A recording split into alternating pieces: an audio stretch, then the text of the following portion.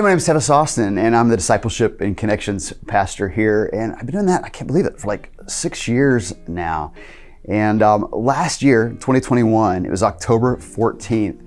I remember waking up early that morning around 4:30 and I just didn't feel quite right. I never had vertigo. I've talked to some people who have had vertigo and I thought maybe that's what I have because things felt dizzy. I wasn't able to stand. I couldn't sit up right in my bed. I just felt nauseated. And so my wife, she immediately, we went to the hospital at Mount Carmel East. They determined I had a stroke, and that stroke had taken place in the back part of my brain that controls balance. And I just remember being in a lot of pain. And they said that swelling could take place in the brain area, which could be actually very, very dangerous. My wife says they told her it could be life-ending. I woke up a few days later. I remember it was hard to move my neck because of the pain, and I could tell that they had to do emergency brain surgery. In fact, they later told us, we understand that was only one of like 3 hospitals in the area that was equipped with a facility and a neurosurgeon on site that could do the surgery.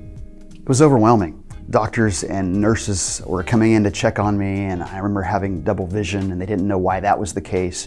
They didn't even know why the stroke had happened, and they still don't. And I began to just deal with depression, and I was incredibly discouraged, even at times, and I wondered if things would ever get better. At one point, I remember somebody even had told me they didn't think I would ride a bike again. Yet, I was just thankful to be alive, and I was so thankful for all the support I was receiving, the support from not just the hospital staff, but the church staff, our church people, family, and friends. And because I wasn't even able to read at the time, my wife, Tammy, she would read the cards and just notes that had come in, and she even kept a list of all the God things that seemed to be happening at the time, so we could look back on that and remember. And she placed all the cards up in the hospital room for nurses and doctors and everyone else to see. Some of our staff, they created a worship playlist on Spotify for me to listen to, and because I wasn't able to read, I would listen to this over and over again. And there was one song that I especially listened to. It was a song by Torrin Wells and Beth Johnson called Famous For, I Believe. And I remember the song, it just talked about how in Scripture, over and over, God had done amazing things. He had helped people walk through the waters, walk through the fires. He had enabled dry bones to be raised to life. He had shut the mouths of lions. And I thought to myself, I just want God to do what He used to do today, to do what He's famous for.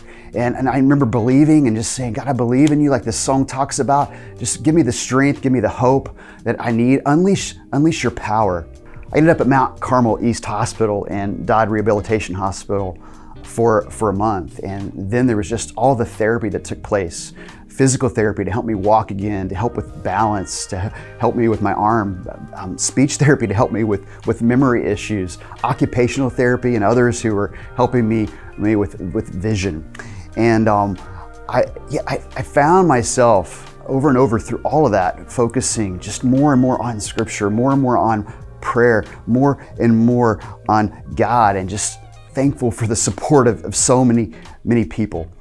I would watch our services online, and I was finally able to attend a service at the beginning of January. It was a Saturday night, and I remember coming in just as the service was beginning to start, and I was amazed because the very first song that they began to sing, it was the same song that I had listened to over and over. That song that was said Famous For, said I Believe, that talked about God being our fortress, God being our strength, God being our hope. And I felt as if God was saying to me, don't forget, I'm faithful.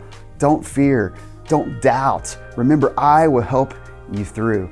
And I'm so thankful to say that He has done just that. I'm at a point now where I don't have the double vision. I still have some balance issues, but I've come so far. I've been able to walk again. I've been able to actually hike, to kayak, and to even ride that bike again. And I have to tell you that whatever it is you face, whatever it is you might be discouraged with or overwhelmed with, God is faithful, and He provides the hope and the strength that you need.